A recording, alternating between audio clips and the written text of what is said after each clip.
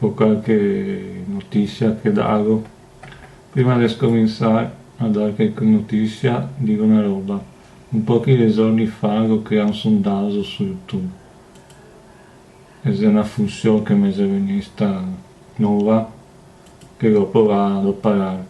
Dove dimandavo se potevi rispondere, e ero caro perché il scopo è quello di sapere quanto che vi piace i video che sono devo pubblicare, e in sto sondaggio davo delle opzioni rispetto a appunto se vi piace o no.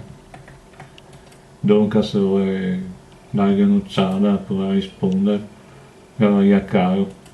Le notizie, martedì 15 novembre alle 9:30 al Tronchetto che si sta a Cairo Massafisso, e questo è la prova che ha fatto scontrare un vaporetto con un ferry e che si sta anche un ferro. Domenica 14 novembre che si sta a regata dedicata alla festa della Madonna della Salute, e zio Balena il sabato domenica questi giorni qua si devono festeggiare appunto la festa della Madonna della Salute, una festa che animerà la città, soprattutto il sestione rosso duro dove che si svolge, riotterà i catecumeni e sarà pieno di bancarelle per felicitare i grandi e poteri, e che sarà molto dei colori come ogni anno viene fatta sta festa, sia per i più grandi, per i piccoli, per i ricchi, per tutti quanti.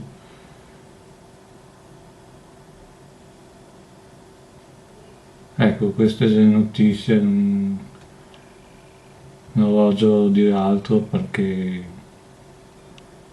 non mi devo informare su altro, dunque darò appuntamento al prossimo notiziario, magari un meglio fornito d'est'altro. Alla prossima.